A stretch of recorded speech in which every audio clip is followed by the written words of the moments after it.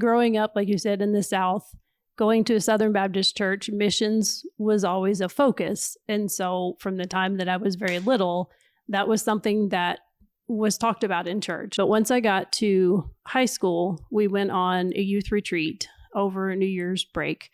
And the theme that weekend was missions. And somebody had asked me, hey, have you ever thought about being a missionary? And in my mind, still, missionaries lived in these, thatched roof huts with mud floors. And I thought, there's absolutely no way that I would live like that. No, that's not something that I think I could ever do. Little did I know that by the time the weekend was over, that was a call that God would place on my heart. And well, first of all, thank you for doing this. Let's start by introducing our guest called Laura Baxter. You are originally from? Kentucky. From Kentucky. So we were making a joke the other day about Kentucky Fried Chicken, but it's actually where the franchise was originated, right? It is, yeah. Yeah.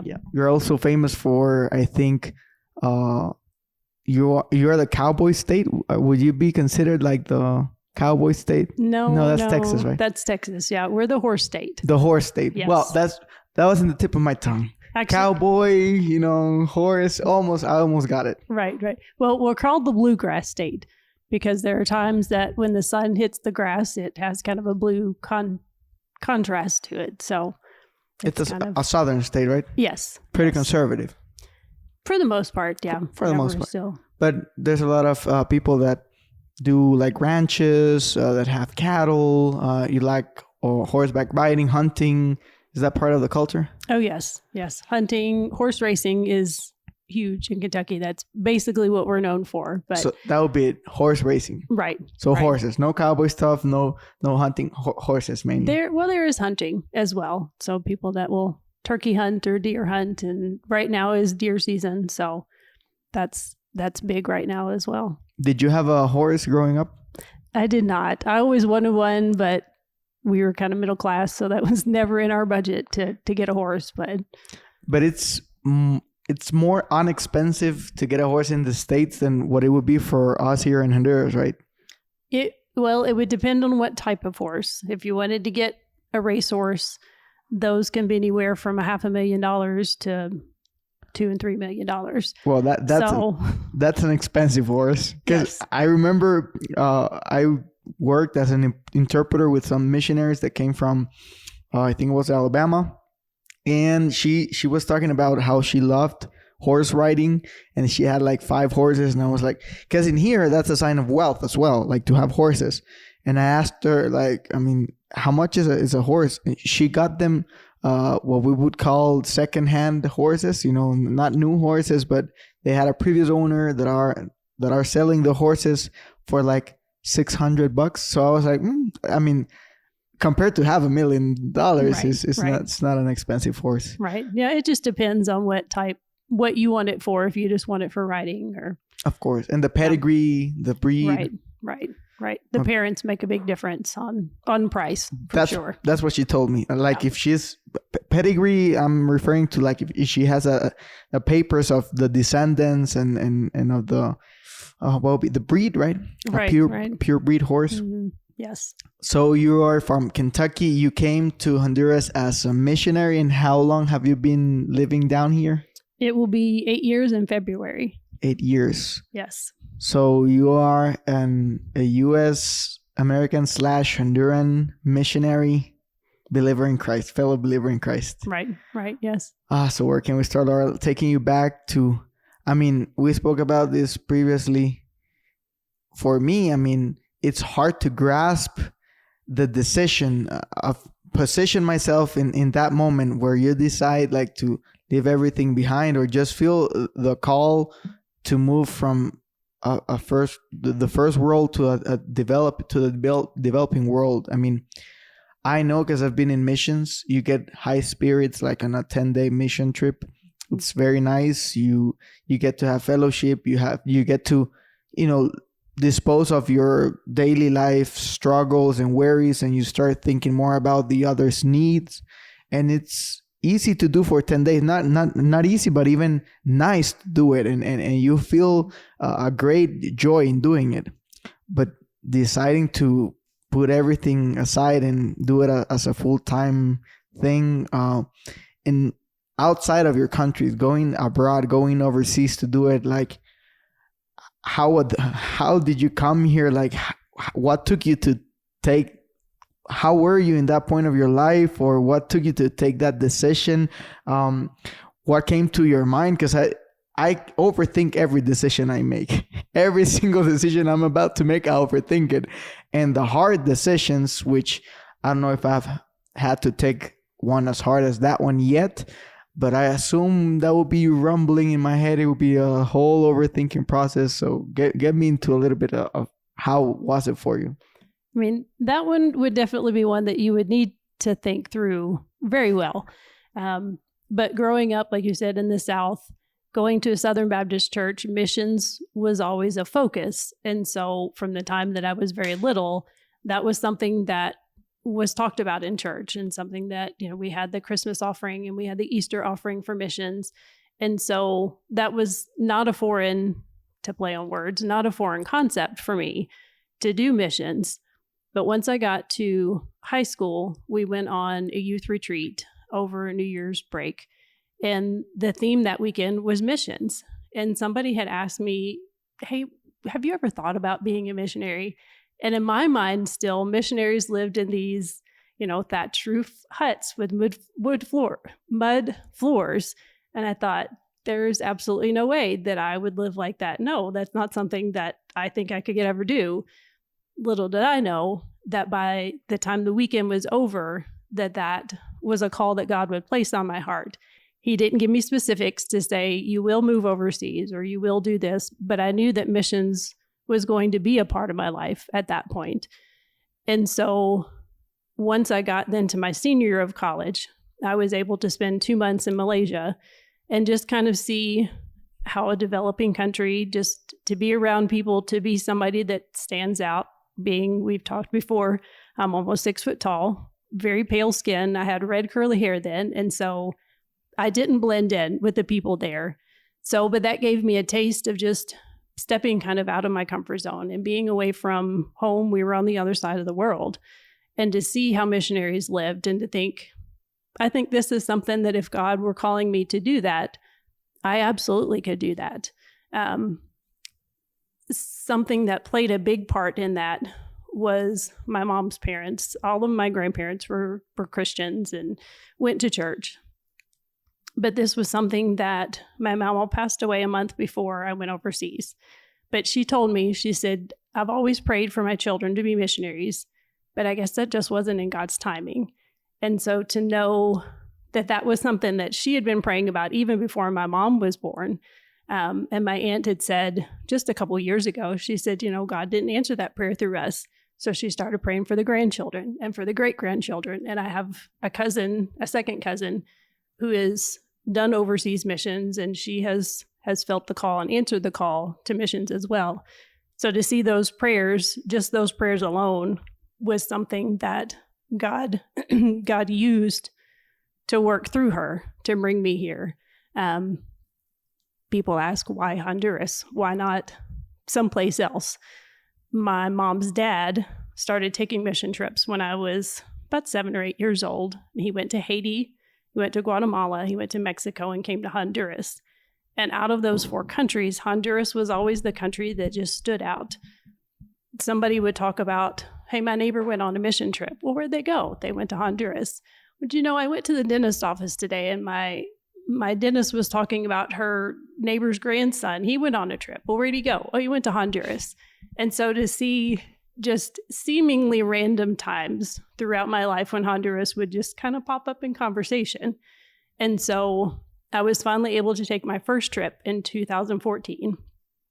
And there were a couple setbacks in being able to go. And so just kind of the frustration of, okay, I feel like this is where I'm supposed to go just for a mission trip.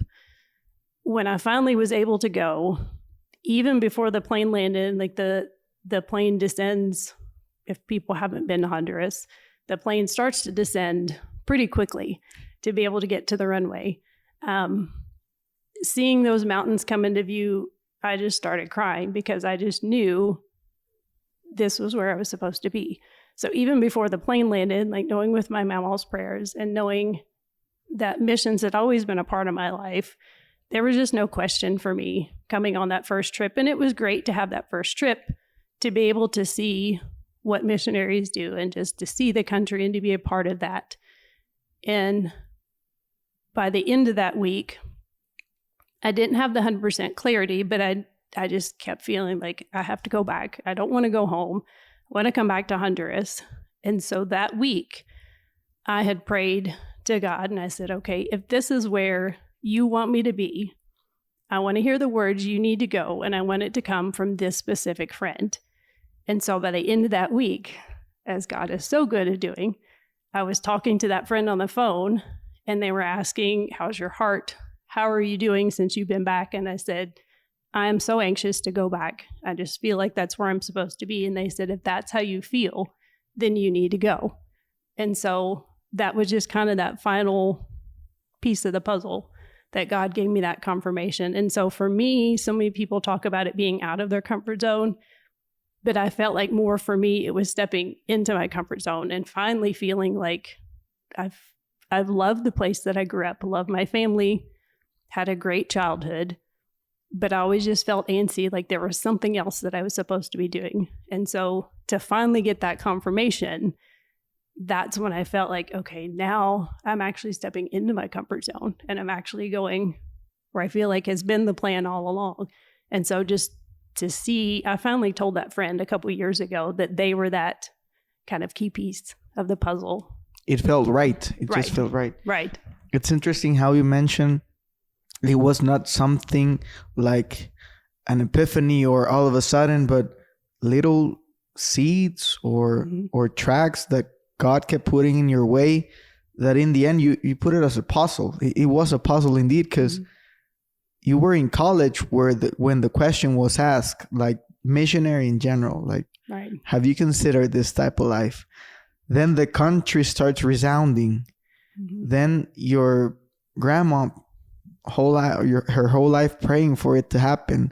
So you can see how everything was like adding up, adding momentum to finally making you. The anxiety itself can sometimes be like a string that's pulling you. In your case, God pulling you to your calling, pulling into what felt right for you, what felt like you mentioned as your comfort zone.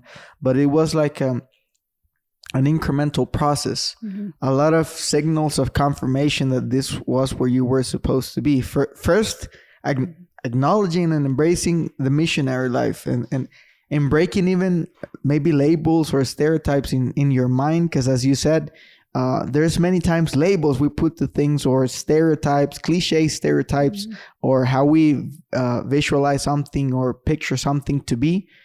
And we have no idea, right? We have no idea. It's like with everything in life. Imagine how many stuff we have not ventured in, and we have these stereotypes that keep holding us back.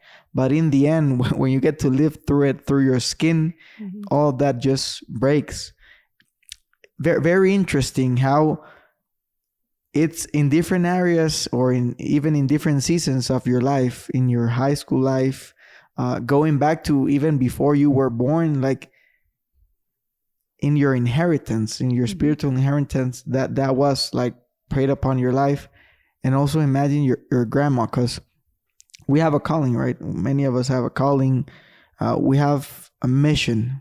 We are all missionaries in this world because we have a mission to embark here in this earth. And one of your grandma's inner desires, or part of the mission that she wanted to see accomplished, is her lineage venturing into this world. And you mentioned and she passed away a month after you took the decision. Maybe it was a lifelong prayer answer to her life. Like it might have been a slight second decision for you at the moment, because as we mentioned, it was incremental, but also for your grandma was a lifelong prayer answered, right? Yeah. And, and God gives us these little gifts of, things that he's already given me confirmation. And so then again, a month before I moved here, I had a dream that I was in the airport with my grandparents, and my papa hugged me and told me he was proud of me. And she said, now my prayers have been with you, but now it's your time to go.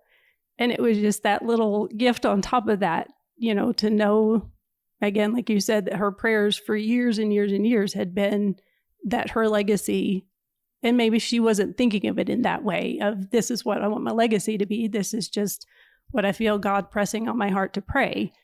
But just to have that gift of being able to see her in a dream, and just to have God send just that extra little bit of confirmation to know that those prayers had been answered. And it was just a sweet thing that he gave me before I moved here. And also an example of perseverance in prayer, because prayers, maybe they take a long time to build up, pushing and pushing. How old were you when you decided to, it was 8 years ago. How old were you when you decided to come down here? I was 36. So 36 years in the prayer, or the answer to her prayers, was 36 years in the making. It was building up to that special moment where God complied to the request of her heart, to the desire of her heart. And what never ceases to amaze me also is how complete, like how every piece of the puzzle starts to fit in its own proper place. Because if you decide to take this step, like where to go, and the place was already being given to you as well, as you mentioned. Because many times we try to seek signals, or we want to see something supernatural or miraculous, and it does happen in some cases, but also those small crumbs along the way, those small knocks that life gives you or puts you, and how you can recognize them and have discernment. Honduras keeps showing up, and it's when you're living it, you feel in the moment there's something here, right? Like, I mean, this question, like this conversation with this friend in high school, doesn't seem like a coincidence. And after that, it doesn't seem like a coincidence that this country keeps resounding and resounding. And did you have any clue about Honduras before coming here? Have you ever heard about this country, or what was your perspective on it? Did you even know where it was located? So I took Spanish in high school and took Spanish in middle school. And so we had to learn countries and capitals. So that was about my scope of my knowledge of Honduras, was just, I knew where the capital was and knew where it was in the world. That was really about the only scope that I had. I mean, I had seen pictures of my papa's trips, so I had some visual of what it looked like. But, as a kid, you don't always pay attention to the stories. There's a bunch of things you don't acknowledge at the moment, right? Especially not something so, specific as a Honduras. Right. Of course, then, looking back, you're thinking, I wish that I had paid more attention and really asked him more questions while he was still around, and just to find out where he went and who he met, and just to learn more about the country. But yeah, at the time, as an 8 or 9-year-old child, adult conversation is not the most exciting thing. Pictures can be, but they kind of lose their charm after a while. So yeah. It's funny how those conversations tend to gain weight in the passing of the years, because I remember linked to that, most, if not every class that I had no interest in when I was in high school, pretty much now it's like, how did I waste it all? Like philosophy, for example, or theology or psychology. My psychology class at the moment, I was so focused on other stuff. And as we grow up, we get to mature in our minds and see and get to know us, get that self-awareness of what are our interests, and what really matters in this world, and how complex this world is, and how a lot of things that we didn't pay close attention to can get to have a lot of weight now in our lives, as a missionary experience in your papa's life could be. So he came down here before you. He had Honduran experiences. Right. He flew with a team into San Pedro. And then they talked about taking a dirt road from the airport. And this was probably 25 years ago, at least. if not 30, that they would just take a dirt road and go until the truck could go no more. And then they got out of the truck and walked from there. So he had incredible experiences, I'm sure. They built churches in the form of a school, because at the time they couldn't necessarily call them churches, but I'm sure most everybody knew that's what they were actually going to use them for.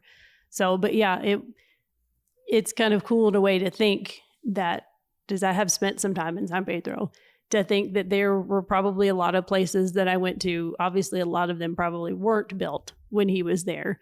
But just to think of being in the airport and just being in that area, to know that he was there at some point, and got to see all of the things that I'm getting to see and getting to experience. And yeah, it's just kind of a neat thing to experience. All the stories that at the moment were just that, right? Stories your papa was telling you as a kid that now get to be your reality. Right. Because Honduras is pretty much your reality now. Oh, yeah. What has been your impression or your experience like living down here these past 8 years? Was it anything as you expected? Get me a little bit more into that. I mean, growing up in Kentucky, right? A pretty, as we mentioned, conservative state, the horse state, being very close to your family, right? Mm-hmm. And then moving down here, totally different. I mean, because there has to be a cultural impact, geographical impact. Everything seemed to change, right? Right. Oh, yeah. And when I moved here, I knew a friend and his daughter from my sending church. So there was a family that came from the same church that I did in Kentucky. So I knew them, and I knew one other person. So I only knew 3 people when I moved here. And so finding that community is important for me. And so that was my first thing that I wanted to do, was to find that community and to find people that could help me with my Spanish. Because even though I had learned it in high school, my teacher's from Spain. And so that is a very different Spanish. And it had been almost 20 years since I'd used it. And so there were a lot of people were very gracious here of words that I would say that may not be the same as what is used here, but they were very good to correct me in that. But that was my first impression, was just that the people were very gracious and very loving and just very welcoming of this tall white girl that has now descended into their world. And that's something that I do share with people when I go back to the States, of the impression that people get of Honduras on the news is not the Honduras that I live in, is not the Honduras that I know, of the community and the people that you become friends with one person, you become friends with the whole family, basically. And so that probably has been the biggest thing that has made such a big impression on me, is how loving the people are. Having spent the summer in Malaysia, traffic there is very similar to traffic here. And so, but I wasn't super excited. I didn't have the funding to buy a car when I got here. So I did take God's protection of me. Taking taxis was incredible my first year and a half, because I took taxis all over the place by myself, because I wasn't super excited about getting a car and jumping into traffic, because growing up in the South, paying gas. right. That too. Traffic in the South, for the most part, people follow the rules, and we have, designated lanes, and things kind of make sense. But the more that I drive here, the less sense it makes. But somehow it works, which is just, it's funny to me. It's intrinsically in our DNA. Right. Well, and I was not an aggressive driver living in the States. Now you have become an aggressive. Absolutely. Absolutely. Yeah. Because if you don't, then you're going to get run over. Right. And so I have seen that shift in my mentality to be able to, what's the word I want? English words sometimes are difficult too, but sacar las garras. To assimilate into the culture and to be that kind of driver. So that is something that's kind of nice when I do go back on furlough, that I don't feel like I have to think as much or be as much on guard when I'm in traffic. So it's a whole different mindset, even in something so basic as traffic, right? You have to adapt your mindset, your perception, your level of awareness. Mm-hmm. So two things you mentioned, the warmth of the culture. I think I've heard that stereotype in Latin people in general. So you feel Honduran culture is more like the people is warmer here, like closer than in the States, like maybe more, warm people. Right. Well, in my family, my mom is one of 5. And so I'm used to being around a large family, a large group of people. And something that I picked up on very quickly here is that when one person comes in, they go around and hug and greet everybody in the room. And when they leave, they do the same thing. Well, that's something that my mom's family has done as long as I can remember. And so for that was just kind of a neat thing to see that culture. So it wasn't as much of a difference in culture for me. So I thought, well, my family's been doing that for years. And so that was something that probably made me feel more at home, because I thought, and so that some of those first conversations with my parents, that was something that I would share, that we hung out with our community group. And when somebody came in, they came in and hugged everybody and greeted everybody. And when they left, they hugged and greeted everybody when they left. And so, but it was mainly your family behaving more as Hondurans than what your culture standards were. Sure. Yeah. And Southern people are more hospitable than, I won't name other states, but different states, maybe up north or out west. And so that's the thing. Culture varies depending on because each state is like the size of a country, right? Right. Well, and actually, a fun fact, Kentucky and Honduras are almost exactly the same size. And if you flip Kentucky upside down, it's almost the exact same shape as Honduras. Fun fact, I'll look into that. I'm going to go pick up the map and switch it around. Yeah. Well, I do remember because it was a polemic subject a few years back here, maybe previous year. It's 112,492 kilometers in Spanish, 112,492 kilometers cuadrados. I think that'll be the Honduras size. Mm-hmm. So Kentucky is approximately around about that. Those numbers. Yes, but with half the people. So that makes it better. Yes, less dense. That has to do with the traffic. Well, especially in cities like Tegucigalpa, which are very crowded. Right. I mean, I assume it's worse in other cities in the world, but the lanes and the streets are not the best here, and also we are a little bit crowded. Right. There was actually, now that you were mentioning it, it's funny because there's some souvenirs in Valley of Angels that whenever we go with the mission groups to Valley of Angels to tourists around, there's a shirt that says driving rules in Honduras. And when I saw the shirt, it was a pretty funny shirt because every single rule, I mean, you connected with it. You felt it was true, but just intrinsically in your driving skills. But when you lay it down as a rule, or when you write it down and you read it, you're like, I mean, it does seem very drastic, right?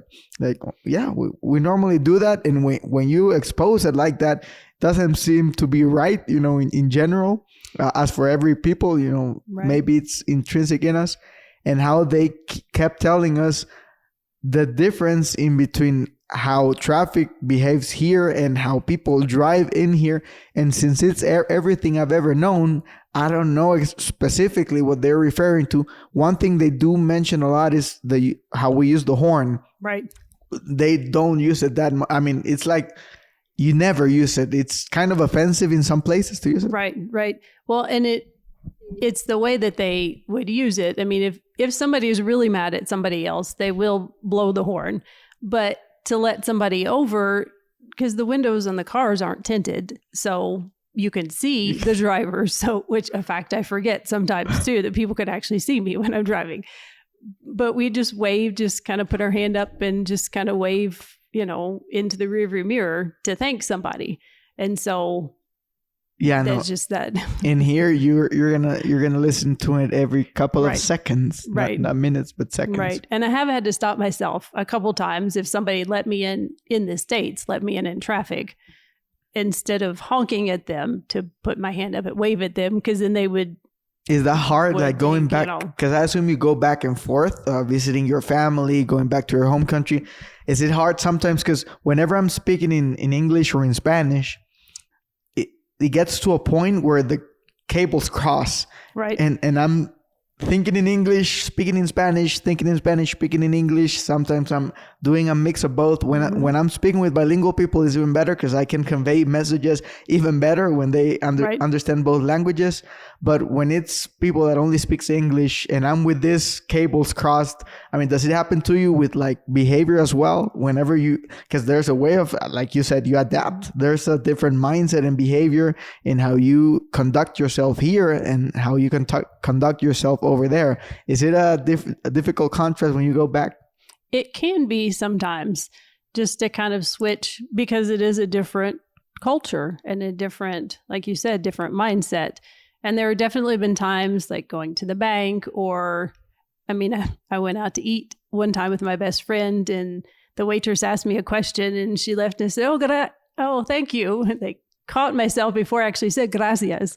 And she didn't catch it, but my best friend just started laughing. But in the States? In the States. You're going to say gracias in the States. I was going to say gracias to the waitress and caught myself before she did. But and the thing is, you look as American as it goes. Sure, so she would have been very confused, That's not from Australia, because in Australia, they also speak, English, Canadian, any other nationality that I can relate you to speaks English, I think. Right.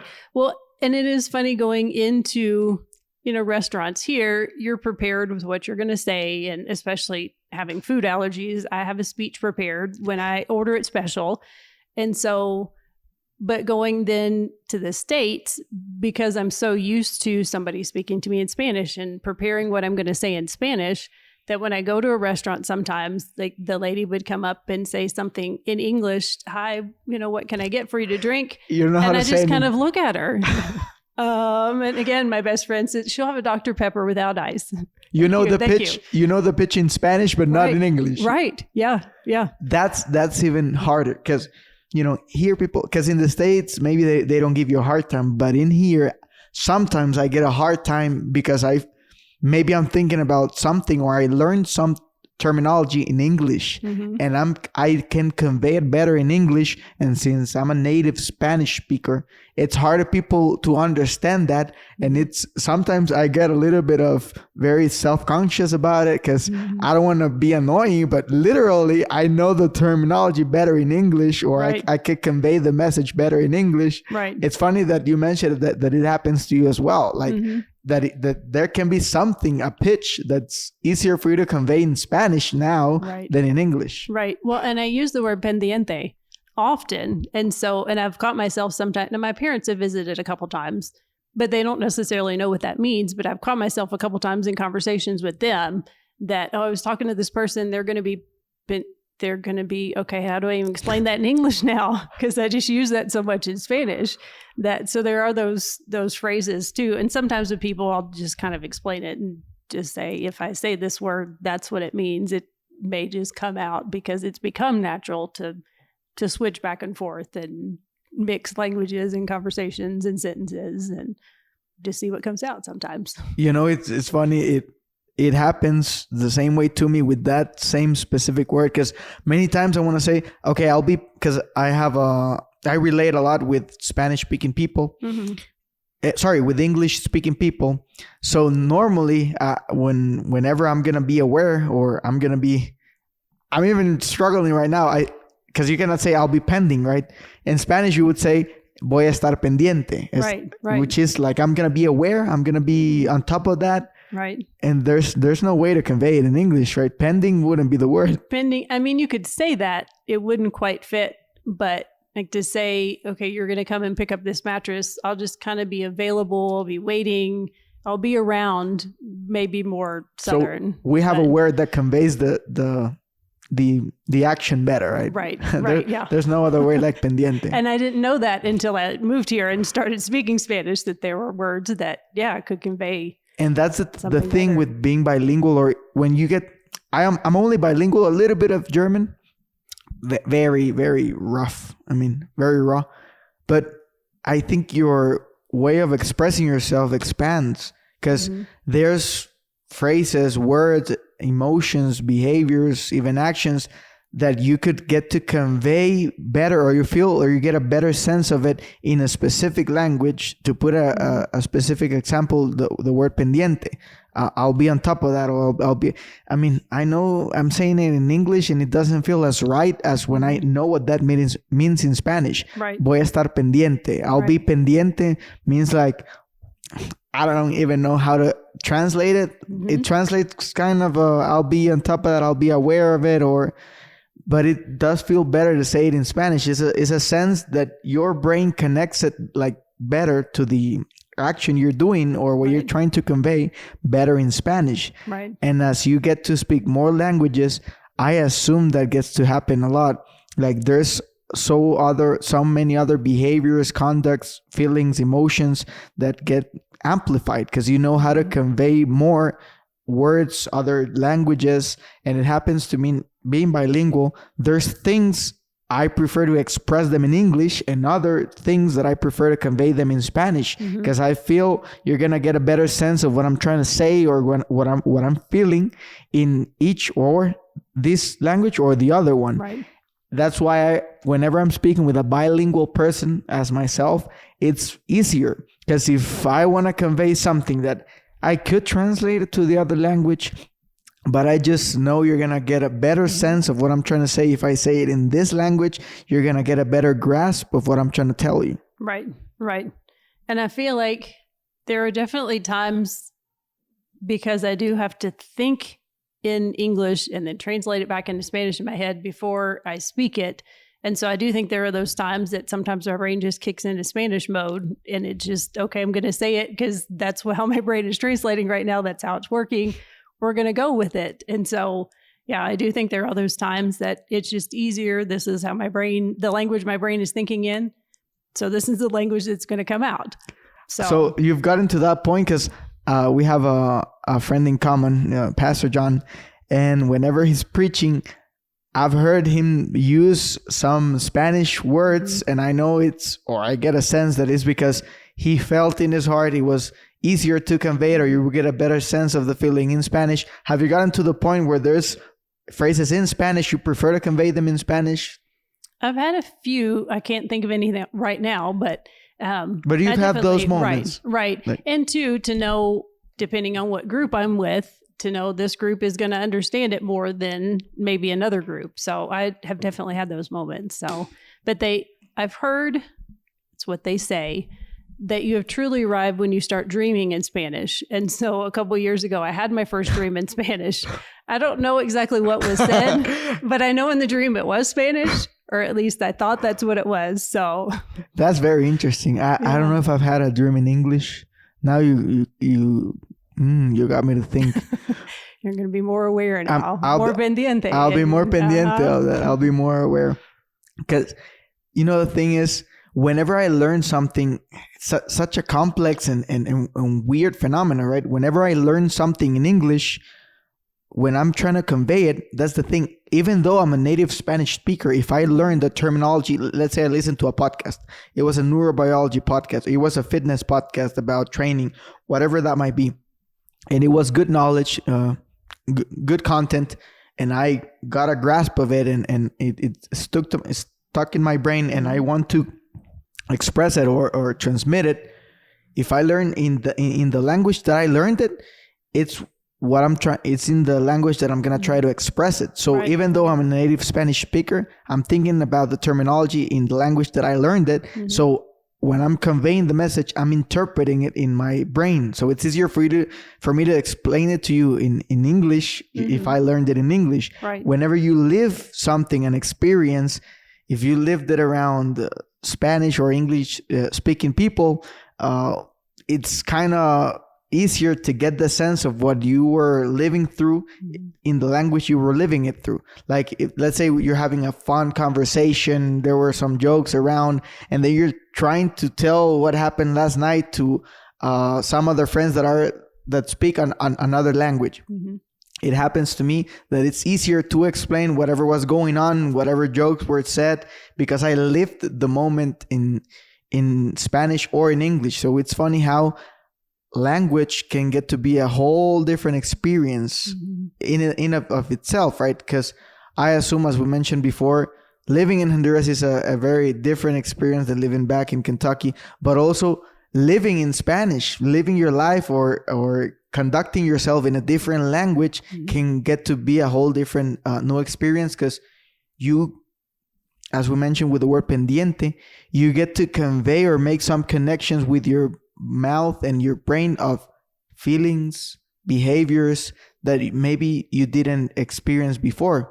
There's a word for love in English. In Spanish, there's a word for love, 2 words for love, like amo y quiero.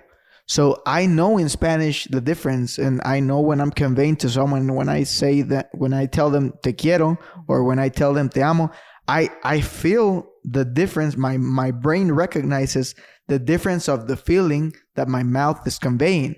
But in English, there's no such thing as that. I mean, I would say I love you to a friend, I love you to a beloved one.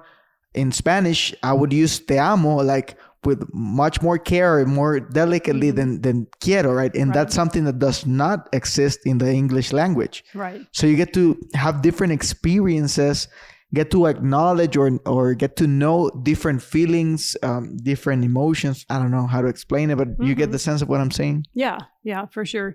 Well, and as you were talking about different words for love, thinking in the Bible, there are different, like in the Hebrew and Greek, there are different words to explain the different types of love that God has for us too.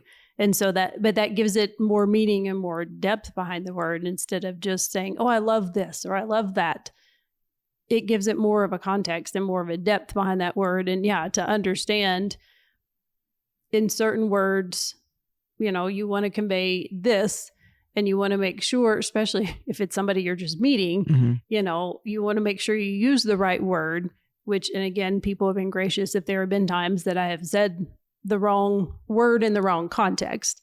But to give it more meaning in the conversation and to expound on what you're saying, and to make sure, if you're just talking to a friend, I want to use the right word for love and not, give somebody the wrong impression, because here I feel like, especially here, that could be taken out of context very quickly and turn into a very bad situation very quickly that I may not want it to be. So, Incredible how you phrase it, how language can get to give more depth to the human experience.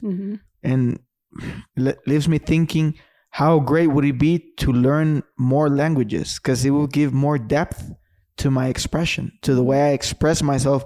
I could express myself more richly, right, in a more accurate, profound, and precise way. That's the word, a more precise word. Yes. In a most precise way, because maybe there's some other depth, other approaches with some other words, or that correlate to a feeling, an emotion, a sensation, a behavior that do not convey it the same precise way in the languages that I speak. Right. And the more languages we get to speak, the more context we give to our experience, to our conversation, the more rich.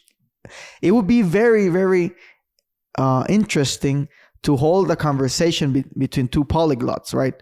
Two people that speak, let's say, 5 languages in common. That would be a very accurate and deep conversation of them expressing whatever they're trying to convey, expressing their feelings or their thoughts, because they have a broader variety or a more rich context to it. A more they have more tools to use. Sure. Yeah.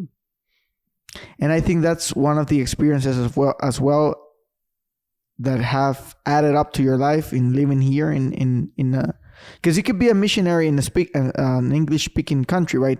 But coming down to a country that has not only different culture but also a different language has enriched your personality, yourself in general, right? Oh yeah. Well, and I appreciate the perspective that it gives too of so many people. And not that it's necessarily bad in and of itself, but so many people never leave the town that they grew up in. Or maybe they leave the town, but they never leave the state, and they never travel, because you do gain that perspective and you see how other people live and how other people interact with each other, how they interact with somebody coming from, because so many people, like I think we talked about before, why in the world would you leave a first world country to come here when so many people here are just can't wait to get out of here? And so it gives that perspective, and going back to that and giving it a richness of just understanding there are more people in the world than just your little bubble in your little hometown that you lived in, and to see how people in some ways are the same all across the world of, wanting. And I feel like that definitely is more outside the U.S. culture, of people wanting to share what they have, whether it's a small bag of rice or whether they have a lot of rice and, plátanos and whatever food that they have. But to get that perspective to see that people, outside of the U.S. can still be happy and can still be loving and accepting. And I encourage anybody that can, because most people can find the means, being in a first world country, to be able to take a trip somewhere, whether it's to a third world country, whether it's second world country. I don't know if that's actually a thing or not, but I feel like we go from first to third. I don't know that we talk about the countries in between. If there's a third, there has to be a second, right? Right. But just encouraging people just to travel if they can't, or they're too nervous or scared or whatever, to travel outside the U.S., to at least travel to a different state, and just to gain that perspective, and just to see, people in other environments other than just your little circle, because that does give such a richness, I feel like, at least for my life. Again, I love people probably more than other people do, but, to have that perspective, to have that deepness, to see other cultures, and not to pick on missionaries, but often missionaries come down thinking, this is what I'm going to give to the world, and this is how I'm going to contribute, and I'm going to save them, and I'm going to do this, and I'm going to do that. Little they know. Right. And so many times it's the opposite that happens, that people that go even on so many people become missionaries to another country because of a short-term trip, to see, how happy people are with how little or how much that they have. But get to meet somebody outside of your circle, and just to see, we thought we were coming here to bring backpacks to kids that couldn't afford school, but yet this little boy had this conversation with me, and my heart is just broken, and it has just changed my whole thinking. And so often that's what happens. We're going to come down, we're going to do this, but then by the end of the week they're going, but look what God did, has been done to me. And right. And so I encourage people to go on short-term mission trips, to be able to have that experience, even if that's the only trip that they ever take, just to see, it's not like they talk about the white savior complex of, we're going to change the world and we're here to save the world. It's not anything that we do. It's God working through us and God calling us, and to be open to that and have those open hands of, okay, but what are you going to do through me? We end up being blessed way more than the people that we think we're coming to take care of. You think you're going to come here to save and be a blessing, and you end up being blessed and being saved in and of itself. Right. More than giving, also receiving. And that's the thing, stereotypes or perspective, how or visualizing something, and then little do you know that, you're going to maybe give your 2 cents, but how the experience is going to change you, or what's it going to give you, and how it is going to serve you, the purpose of your spirit, of your soul. You mentioned some universal traits. We were talking about this with another fellow missionary friend. It's amazing how there's some traits that are very universal, and in another way, some other traits that makes us very different. But whatever you experience in the U.S., let's say, what example could we give? Love, anger, relationships. There's some traits to them that can get to be so very universal, and you only think about them in the perspective of your context. Like happiness, for example. Happiness can be so universal, but you think of it in the context of your reality, and you can associate it with cultural things. And whenever you get to a different context and you experience the same universal trait, the same happiness and camaraderie, just different context, different culture, as you said, maybe different economic situations, but still you see even people even happier or sharing more. It enriches or expands your context of all of these traits. I mean, there's a lot of things that can make us different, but there's also a lot of things that makes us all the same. Like there's a lot of universal things that we can get to go out of our bubble, out of our comfort zone, and see, hey, I mean, there's poverty all over the world. Mm-hmm. There's happy people all over the world, not only in the sense of our context, not only in this context in specific, that we've assigned some traits or some musts to the attributes of joy, happiness, or contentment, that maybe just be cultural, mm-hmm. and go to a different context and experience all of these universal traits, and at the same time experiencing the uniqueness in every single individual and culture, because there's universal traits and unique traits to people and to culture as well. Right. There's unique things to each culture, but also unique things to people in it of that culture, because mm-hmm. there can be general things in the culture itself, and you meet this one person, like you said, you have this one conversation, and you have the same feeling that you had when you spoke with your high school friend.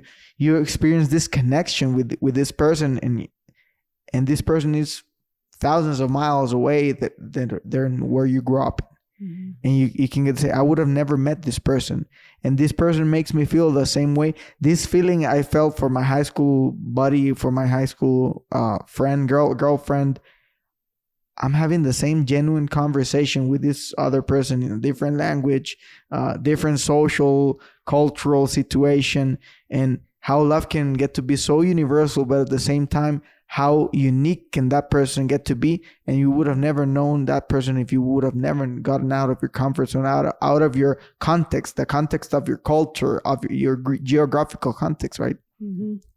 Well, and that's something, moving here, because again, Honduras gets that bad reputation. For when I went to Malaysia, it was one of the top 3 most dangerous countries in the world. That was almost 22 years ago. Honduras had that reputation when I moved here too. But that was something my parents trusted, that if God was calling me here, he was going to take care of me. But they even had ideas, and not necessarily prejudiced ideas, but they had these ideas of what Honduras would be like.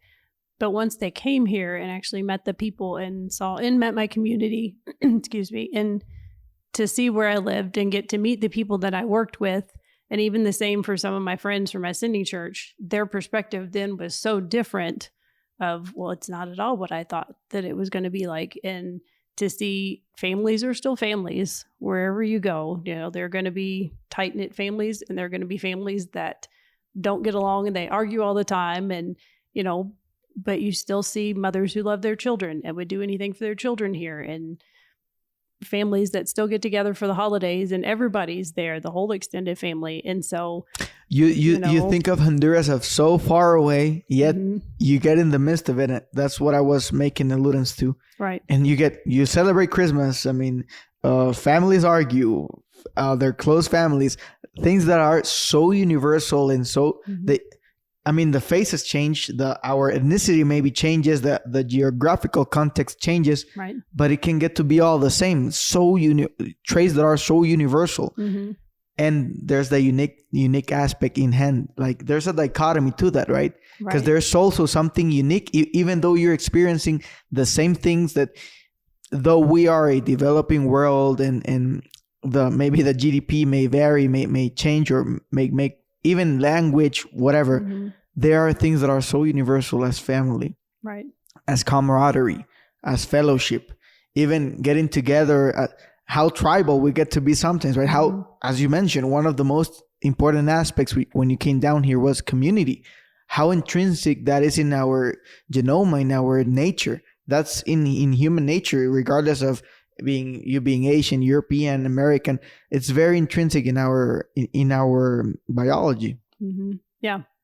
Yeah. And that, again, especially for my parents, to be able to see that community, and there are a lot of North Americans that are here too, but to see how that community interacts and to see that they can be just as crazy and goofy and, but loving and supportive as the community that I have in the States when I go back to visit friends.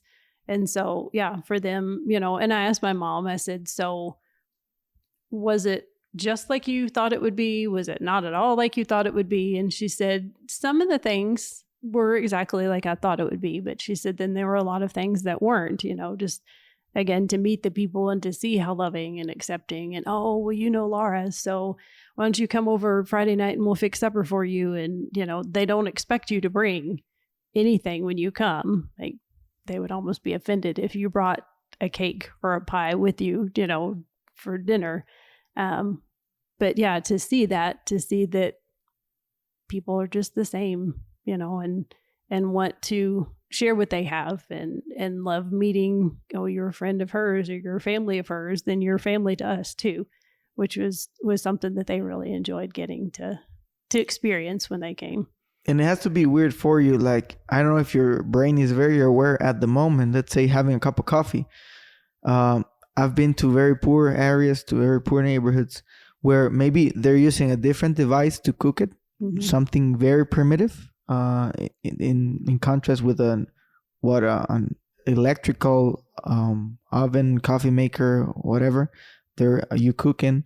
Maybe they're doing it in something with fire and wood.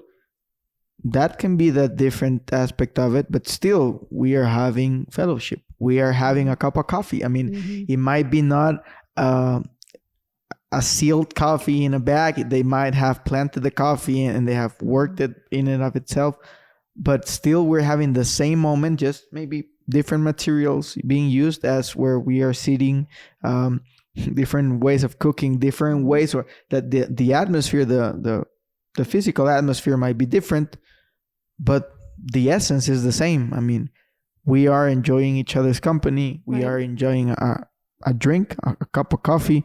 And in my case, I'm a little bit of an overthinker. I get to like get out of myself and think about those values, how an experience can be so universal and so unique at the same time. I feel like coffee is definitely one of those universal, bringing everybody together. Yeah, especially in Honduras. Yes, I appreciate that. Do you appreciate Honduran coffee? Do you like it better, the coffee here, than the one in the States? Absolutely. Yeah. Yeah, I mean, I was talking with a friend once that she lives abroad, and I was thinking about how spoiled I am with having good coffee and how expensive it would be for me to get the same quality of coffee if I went abroad. Right. Something that, I mean, it's not... It would be less expensive, or it is less expensive for me here to get a regular or even a good quality coffee, and outside for maybe my pickiness on the flavor and stuff, I would need to break the bank a little bit more to get the same flavor that I'm used to for what would be for me regular coffee, right? Right. Yeah. Well, and talking about being the good stuff compared to the States. So the first couple reset trips for my visa while my residency was still in process, I would take coffee back to friends to the States. But I would buy the cheap coffee because I wasn't fully funded, fully sponsored. And so my budget didn't allow for the little bit more expensive coffee. And so one of my friends, who is kind of like our Barnabas, like he's our support and what do you guys need? How are you all doing? How can the church help with that? And so he has taken several trips down here just to encourage us. Like, he doesn't expect to do ministry or, anything related to that. He just simply comes to spend time with us.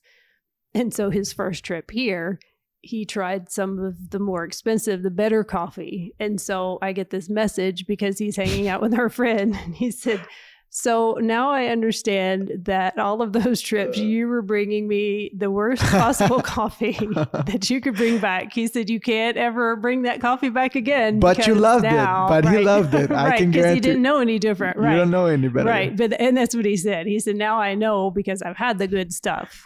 Thank you very much. Right. Because now I've seen face to face. Yep. Yeah. So at that point, I probably could have afforded to have brought him the better coffee, but now he wants to move down here. He would like it, yes, but yeah. Now that you mention you coming here as a missionary, we talked about this a little bit the other day that we were having after we had dinner, Thanksgiving dinner. Did you have any idea of what type of deed you were gonna come down here to do, or what type of ministry were you going to, or was it something in the making that you figured out in the making? How has that experience been? So my ministry, that's one of my favorite questions when I meet missionaries that have been here for a long time, is to ask them what their current ministry is, and then ask them what the ministry was that God used to bring them to Honduras. More often than not, they are completely different ministries. And so I had worked with a ministry in the States for women coming out of the sex industry. And so hearing some of their testimonies and hearing that they had been sexually abused as teenagers, and that's when most of them entered into prostitution, looking for a man that they thought would take care of them and that would actually take them away from all of that, ends up being the man that takes them into the sex industry and into prostitution. And so that's what I thought I was going to do. I was going to come down here. I was going to open a house for women, but for women that had been abused that could be at risk for going into the sex industry. And so for about a year, I wanted to intern with a women's ministry that worked with women who had been abused and had been in those kind of situations. And then after that, I worked for about 2.5 years with a family that went into schools to teach sexual abuse prevention and education, and to equip the administrators of the schools that, for us, we didn't feel like it was part of the vision that God had given us to actually help the kids who had said they'd been abused. It was just part of our vision just to give that equipping to the teachers so that because they know the students, they know the families, they know the situations. We're just coming in for an hour to present the information to them. But after working with them for about 2.5 years, there were some things, and people say, if there are things that you haven't dealt with in your personal life before coming to the mission field, they're going to come out eventually, just because of the type of life that we lead. And often the ministries that we're in, sometimes things come up that maybe we haven't dealt with. And so I had been through a period of burnout about 12 years before. And so I started seeing those signs in myself and started feeling like it was time for me to step back from ministry for a little while before it got to that point, before it got to be too bad. And so I felt like I was supposed to take a sabbatical. I didn't know for how long. I did know that I was supposed to stay in country. And so just through the following of the Holy Spirit, I would maybe work with a ministry for a week or so, and then I would take a couple weeks break, all while going through counseling at that time. And that's something that I had talked to a missionary that's now been here 20 years. And she said, so many people think, oh, you're seeing a counselor, you must be crazy, or there must be all of this weird stuff going on. And other people that have jobs, maybe that's their mission field, and maybe they need counseling for them as well.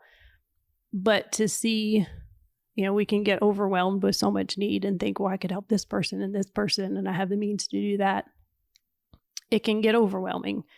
And so to be able to talk to a counselor, that's something a lot of missionaries actually do encourage, just to have somebody outside of the situation to be able to talk to them and say, hey, this is kind of what I'm feeling. This was a tough day in ministry, and I need to talk to somebody who's not related to the ministry. And so during that time, I kind of chose my own schedule. Well, not necessarily my own schedule. Obviously, the Holy Spirit led in that. But to be able to have the freedom to say, I worked with a ministry for a couple days, and I really need to take a couple days and just rest and to kind of process through things. And so that went on for about 2 years. And in February of 2020, I felt like I was ready to step back into ministry, felt like I was at a healthy place, and just excited to see where ministry was going to go. And as we well know, in 2020, here in March, everything completely shut down. And so I thought, okay, well, I thought I was ready to jump back into ministry, but nobody's doing ministry right now, or at least ministry as we knew it before. But out of that, I did not, because I wasn't associated with ministry, I was able to share about people taking food bags around to different people and just put that on my Facebook page that I'm not with a ministry, so I'm not actually going out and handing out the food bags, but that's what a lot of these ministries, because schools were closed, so people were taking food bags to the families and they got permission to be in the neighborhoods.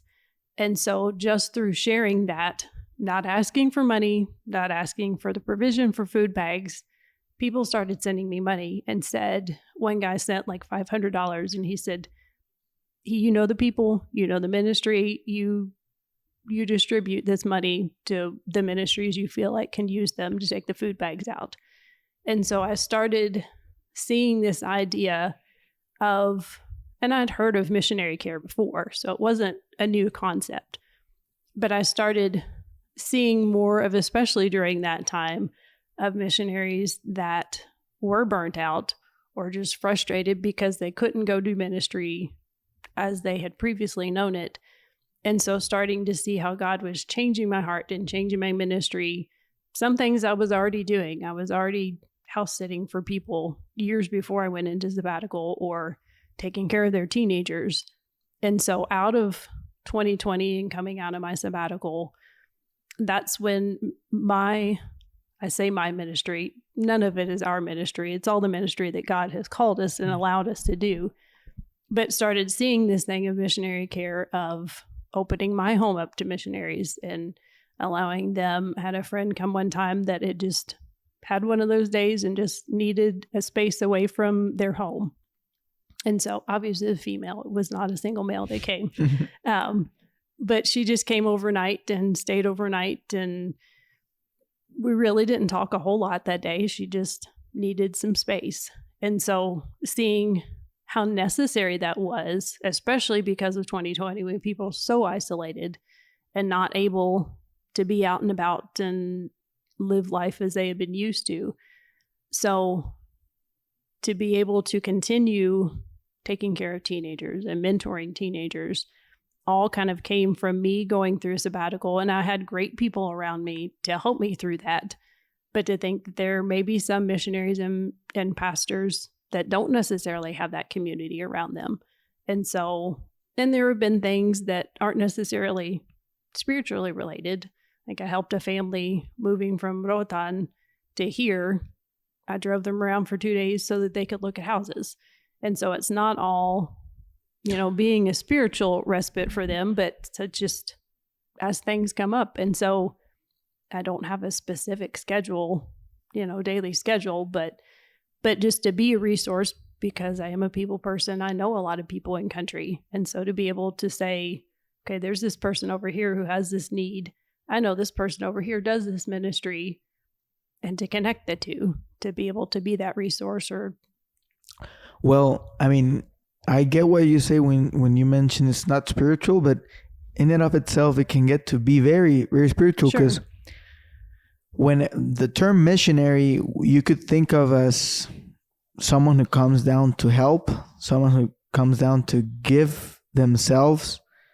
But many times, I mean, we are all human beings, and giving yourself, sometimes you need someone to give themselves to you as well, to give of their time, of their counseling. And there's no superhumans. There's no superhumans. The only one that I believe was a superhuman died on a cross a little bit more than 2,000 years ago. Absolutely. And being there for someone, being a blessing to someone that is blessing others, being a blessing, blessed to bless, blessed to bless. Have you heard that term?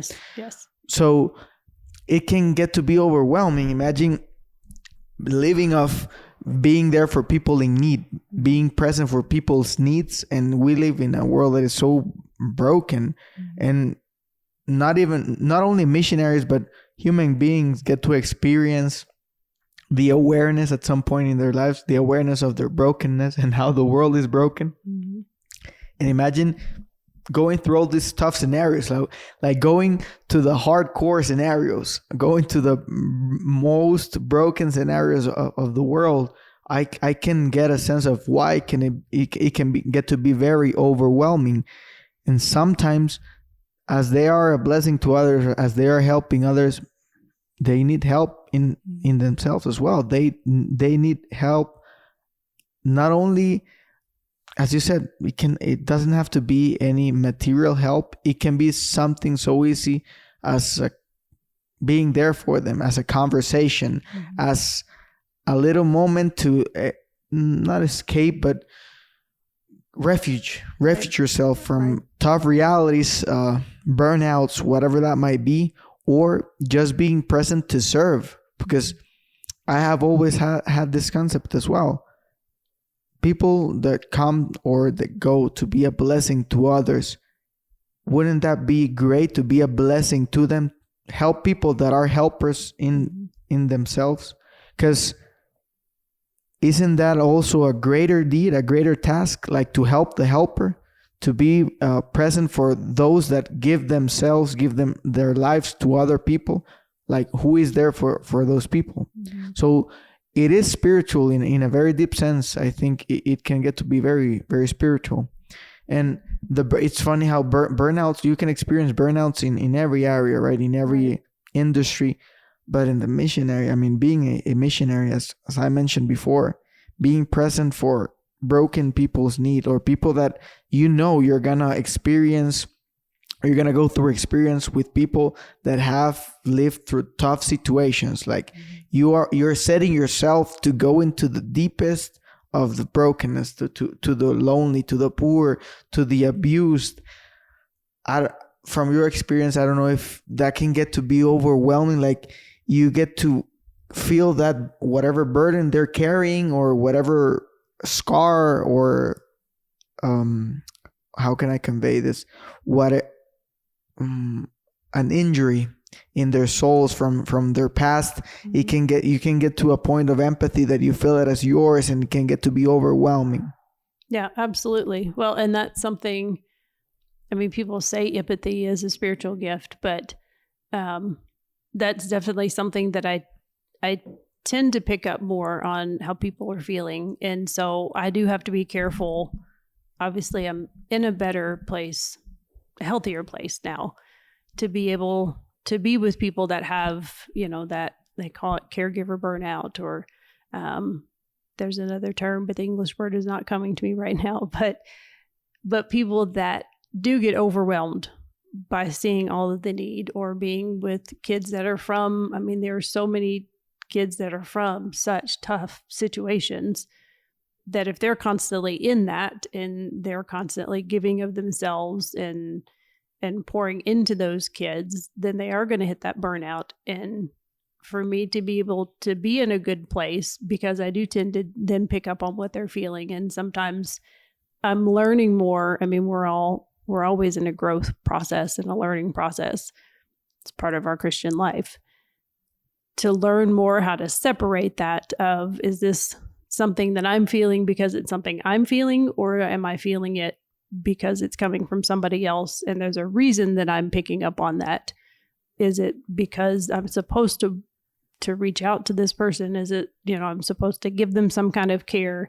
And so that's something that I'm still kind of walking through with sometimes, to be able to know how to separate that, and to be careful that it then doesn't turn around and happen to me as well, that, well, they're feeling burnout and they're struggling through that, so that I don't take that on myself. And so that's still kind of a growth process, but that's definitely something, coming from a land of excess, and then seeing so many needs of people at the stoplights, and should I help them or should I not help them, or people within their ministry even. It can be overwhelming sometimes to see all the need and feel like you have to help them, or not knowing how to help them. That's the thing, because even though you set up your mind, your life to serving, to giving yourself to others, there's no way to turning off your humanity, your human nature that is intrinsic in each and every one of us. And every person that has been through tough situations, they struggle, but just being a human being is going to bring struggles by itself, regardless of your background. I mean, there's people that has a tougher time than others, people that has it easier than others, right. But we all have a tough road ahead of us. We all have that sense sometimes of a void inside of us. We always have those struggles, regardless of your background, regardless of your status, regardless of where you are in life. We can get to struggle. And even though you are prepared, or you try to be as prepared as you can to give yourself to others, there's always a drainage that's going to come to your own life by itself, naturally. And when you are pouring yourself to others, it can also potentiate more or exponentialize that process even more. And you have to be very intentional in filling yourself up, filling yourself with encouragement, filling yourself with the Word of God, filling yourself with the camaraderie and the love that you feel in the fellowship with others. And regardless of the matureness state that you're in, you can never turn that off. It's very hard to turn. It's not like a switch, right? That it can go on or off. So even though you have told yourself, okay, I'm here for them, I'm gonna give my life to them. Human emotions, our intellect, our thoughts, it's something that is going to be with us till the day we die. So we also have our own journey, right? We also have our own journey, and when that journey involves being present for others, being there for others' needs, doesn't remove the fact that you also have needs. Regardless, you having an easier background, you're also going to have needs. Right. Well, and even, I mean, we all have different stories. And so regardless of how we may have grown up, most of us are going to have something in our life that, how do I want to say it? Something in your life that you're going to have to recover from, and that you're going to have to work through, whether it's the sudden death of a relative or a good friend that moves away, whatever it is. I mean, Christ guaranteed that the Christian life is not going to be easy. He never said that it would be easy. And so we all have something, or just something that we struggle with, like a certain sin that is just always going to be present in our life that we always have to struggle with. And so keeping that in mind too, because that is something with missionaries that people think, oh, well, they're a missionary, that, you're perfect. Right, which is not true at all for any of us. I'll speak for myself first, but to realize that regardless of where we're called or what we're called to do, we're still human, and we're still walking out the process of the Christian life and trying to become more Christ-like, but to know that we aren't perfect and we all have our struggles. And I think understanding that, I saw a quote several years ago that asked the question, how would our perspective change if when we looked at people, we saw their souls instead of their faces? To be able to see that and to see what they're struggling with instead of just look at their face, because we can put on a happy face and, you see somebody, how are you doing? Oh, I'm good. How are you? Oh, yeah, I'm good. Most of the time, that's not completely true. So to be able to look at somebody and to say, but how are you really doing? How can I pray for you? Is there something you're struggling with? But to understand that, yes, we're human. We're going to go through struggles. Things are going to be tough for us. But to be thankful for that grace that, it's going to cover that. When you mentioned working some years before what you call as a burnout, you talked about it being related to ladies or even girls, young girls struggling with abuse, people abusing them, going into the sex industry. What did that happen here in Honduras, or was it in the States? It was in the States. Can you tell me more about that experience? Like, how is it working with those with people that have had those type of situations in their lives? Because I know it's natural or usual in us human beings, but still it makes me feel very self-conscious of how many times I can get to struggle or feel bad or sad, and I've never gone through something as close to a tragic event of that nature. And we're all humans, as we mentioned, so we are not exempt. However, there's people in there that do have a very tangible reason or a very tragic or traumatic background that they went through, and they are having to struggle or deal with some struggles that were imposed by external factors, something that happened to them that were the cause of the malevolence of someone else, of the wrongdo of someone else. How was that like to work with these girls? So what I did when I came in, they still refer to me as the craft lady, and that's been the craft lady, because I would come on Monday nights and I would bring just different crafts for them to do. So I would look up on Pinterest and find, just things that they could do, just being women, that we just hung out. And actually the first night that I'm driving out to the house, and I grew up in a conservative Southern Baptist home. And so that wasn't something that was really talked about. But as I'm driving out there, and I'm in my early 30s, and so I'm praying through the process of what that's going to look like when I get there. But I'm thinking, okay, Jesus, these women, I don't even know at that point. I had no idea what they had been through, what their stories were, what their work looked like even. And I thought, what in the world am I going to say to these girls? Because our backgrounds are just completely different. I would have no idea. Most people who meet them will, hi, how are you? What do you do? You can't really necessarily ask that question of women coming out of that process. Of course, as soon as I get there, they opened the door and they were so excited that I was there. And I realized, just working with them and just doing crafts with them and just letting them be women together in that healing process. A lot of them, I didn't actually learn their stories until a year or so later, because they go through a full year in the program. So a lot of them, I didn't actually know their stories until after they were out of the program. So my experience with them was just, I knew they would say little things here and there, but I didn't really understand the full depth. Don't you think that made it better?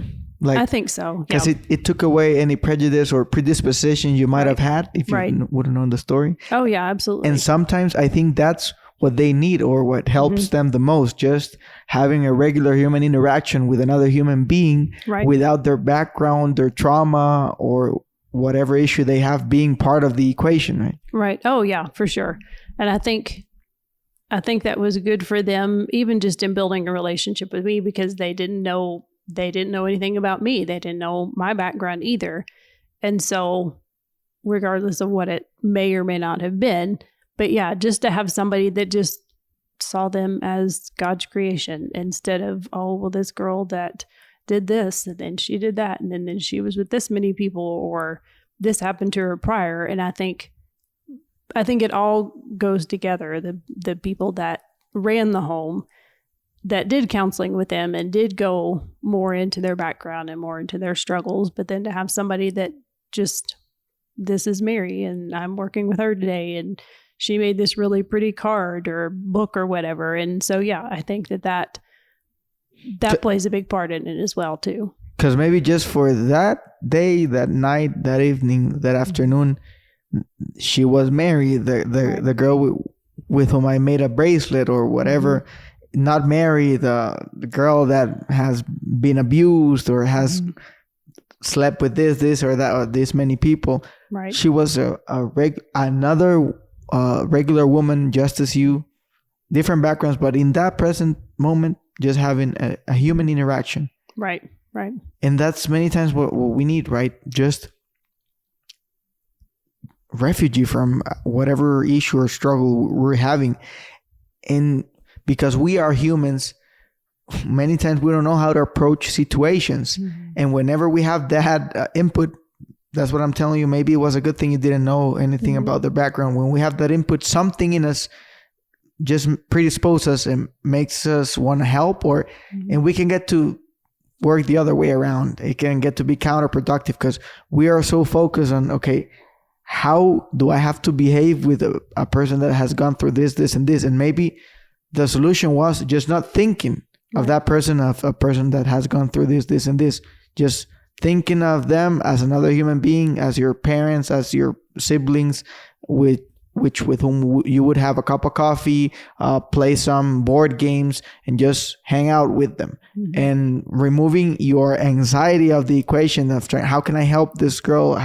What should I do? And that makes you feel more self-conscious of your words or of your actions, and you can get in your own way, right? Mm-hmm. Than just making the moment a good flow state, just letting the moment go by, being your genuine self. Mm-hmm.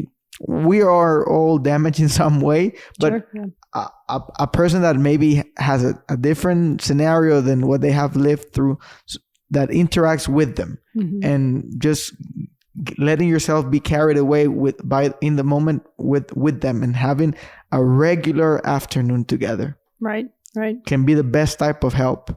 Oh, absolutely. And I think, just as you were talking, thinking one of the things that I think makes a good, effective short-term team is when people come down with that, instead of having that expectation of, well, I want to know what they've been through so I can know how to help them.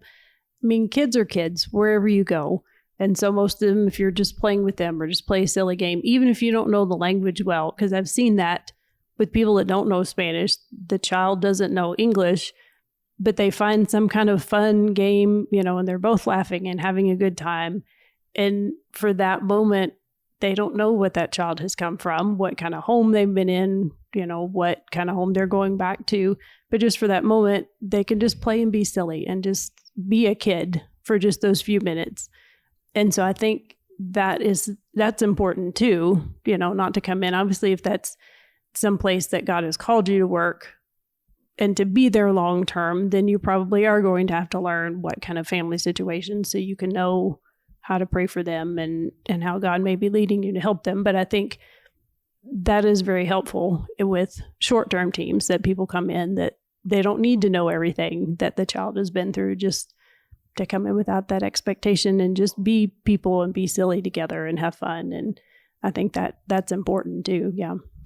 And when you mention, because we all experience a burnout, but in your specific case, what do you think led you to get to feel you were going or headed to that direction? What might have been some factors in the way? How did you feel at the present time in the moment? Can you tell me more about that experience? So when I was in burnout before, I was involved in ministry at church 6 nights a week, and even during the day on Sunday. And so I was just involved. I was involved in ministry that I didn't need to be involved in. And so I did it because nobody else was doing it. I thought, well, I can do that, so I'll just do it all. When I was felt like I was headed towards burnout here, it wasn't necessarily that I was in the ministry that I wasn't supposed to be in. But I felt like I was too involved in something that compassion fatigue is the word that I was thinking of earlier. I think that was part of it, that I was kind of letting my emotions, because some of the things that we were dealing with the children were similar to some of the things that I had walked through in my adult life. And so that was part of what kind of led to that burnout. But I also think it was just, I don't want to say God allowing me to become burnout, but I think he used that to know, okay, it's time for you to kind of step back and for you to work on things within yourself before you continue to minister to people, and not that he can empower you to say, well, I haven't been through this, but I can tell you it's going to be okay. But how much more powerful is it for you to come out on the other side and to work with somebody who's been in that kind of situation, to say, well, I have walked through this, but now I'm on the other side of this, and let me tell you how God helped me work through that.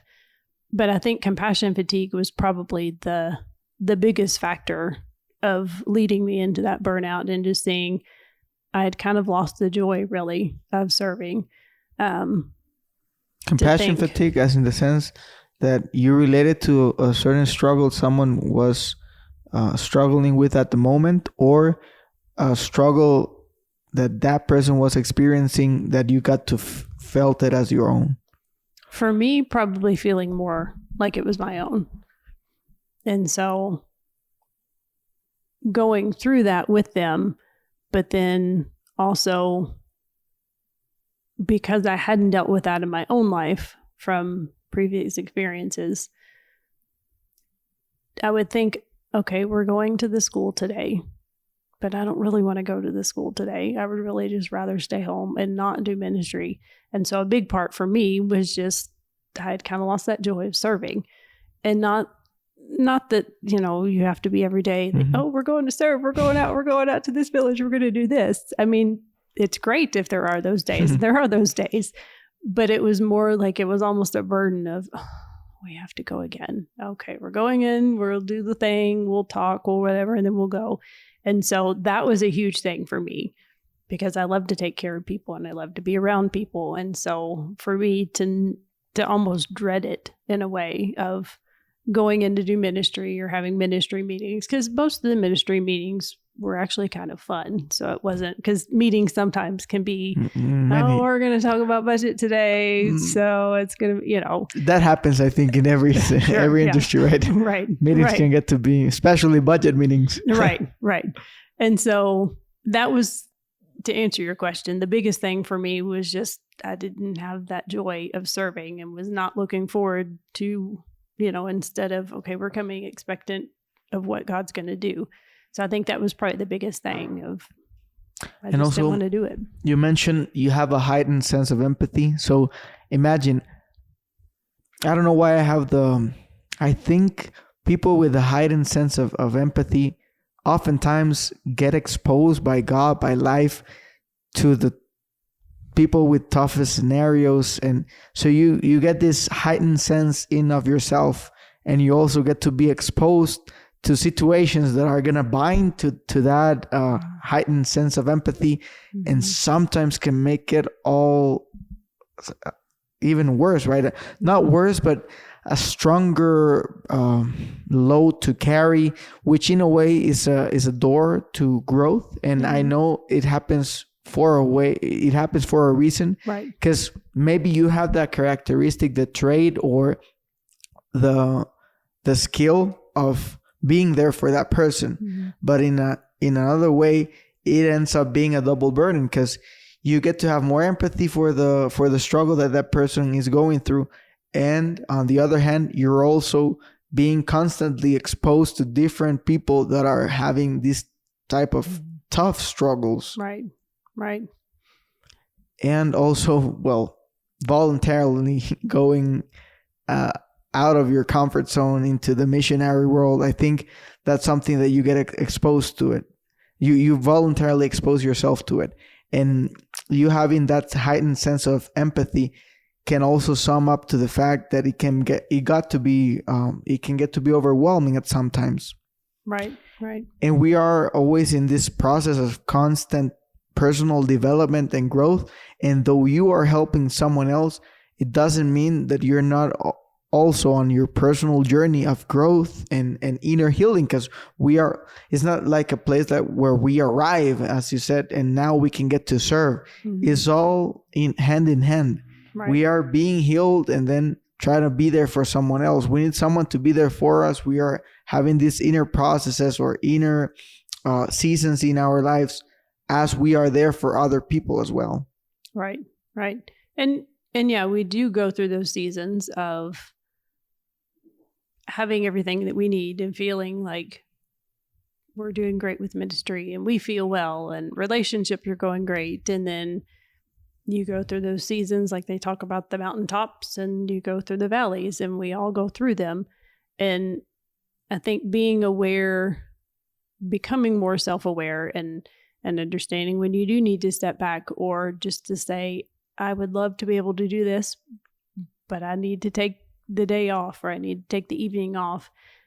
I think that, not to brag on myself, I don't want it to sound that way, but I think that is a point of maturity to be able to understand, especially in ministry, this may not be a specific thing that God is calling me to right now.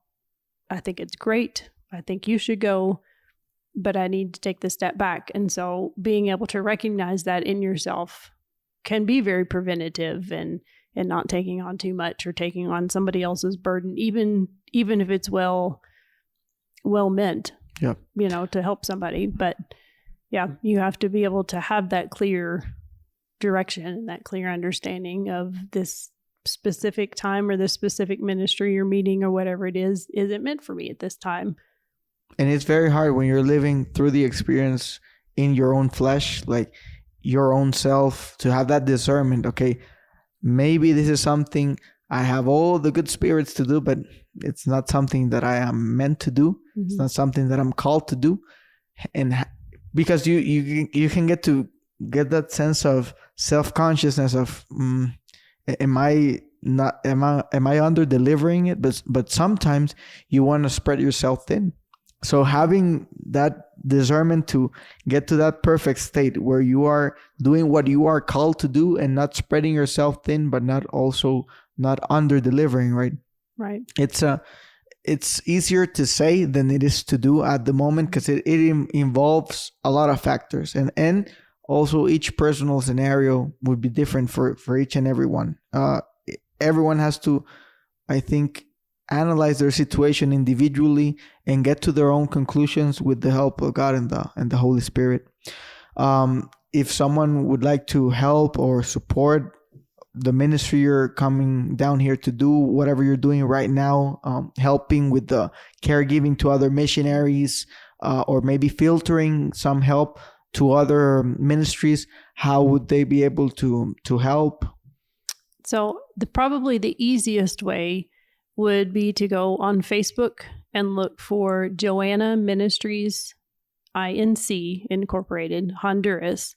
And you can send me a Facebook message that way, and then they can connect then from email or however they want to correspond from there. So Joanna Ministries, Incorporated, Honduras.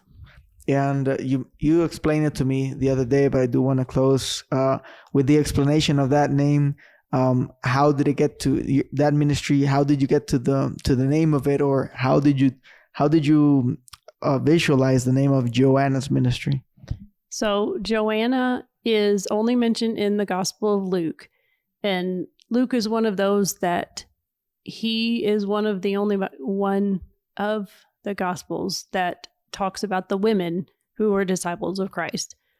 Joanna's husband was an official in Herod's court, and God had healed her from some kind of sickness. We don't really know much about her because she's really only mentioned in one verse as being one of the women at the tomb at the resurrection.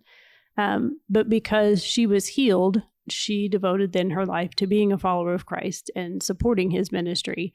And because her husband was an official in Herod's court, she had access to a lot of provisions of whether it was pillows and blankets or whether it was food, finances, to be able to go ahead of Jesus and the disciples to prepare the place that they were going, whether they were going to eat or whether they were just going to minister. She and some of the other women were able to do that because of those resources.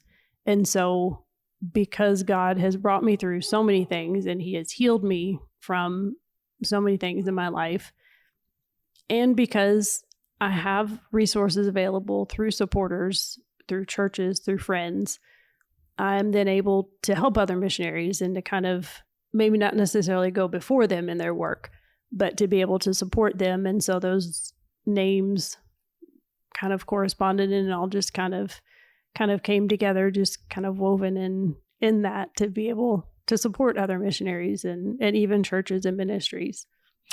Interesting, because I think you thought of the name, but then you got to have more value in the way because of what God had planned for you to do, and the actual mission that you have, that he has commended in your hands to do here, has a lot to do with that name. It gives it a lot of correlation and value. It makes it even stronger, and knowing through that the Holy Spirit's revelation is with you, right? That he is in the midst of it. Right, because when I set up that name, I was thinking I was going to work for women coming out of prostitution. So when the name was set up for the ministry, I was not even thinking missionary care a couple years ago. And so, to see how the Holy Spirit planted that name, knowing that that's what the ministry was going to grow into. Because it goes better. That name goes better with the latter than the first. Right, what you mentioned. Well, I would like to end this podcast praying for your life, for your ministry. Thank you, Lord, for Laura's life. I pray blessings upon her life. Holy Spirit, guide this prayer in the name of Jesus, according to the will of the Father. Thank you for her life, for the work of her hands. I pray that you bless every step that she gives. I pray that you bless her with wisdom and discernment to do everything you have called her to do. I pray in the name of Jesus that you put grace and favor upon the deeds of her hands, every good work that she is commanded to do, that you may bless her ministry, that you may bless every person she encounters herself with, and every person that is blessed through her life. May you bless her to be a blessing to others, Lord.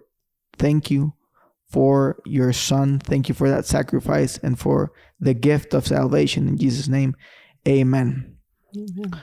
Well, and I would love if you guys would subscribe to our channel. Also follow us on Spotify. We would like to give spotlight and showcase some of these good works that are being done here to bring awareness to all the need that is being, all the help that can be done and all the need that is present in the whole world around us, but specifically in developing worlds. So I would really appreciate that. Thank you. Thank you, Laura. Thank you for sticking till the end, guys. I would love if you can subscribe to our channel on YouTube. You can follow us as well in our podcast on Spotify at Marcos Podcast. I'm going to leave you the link below.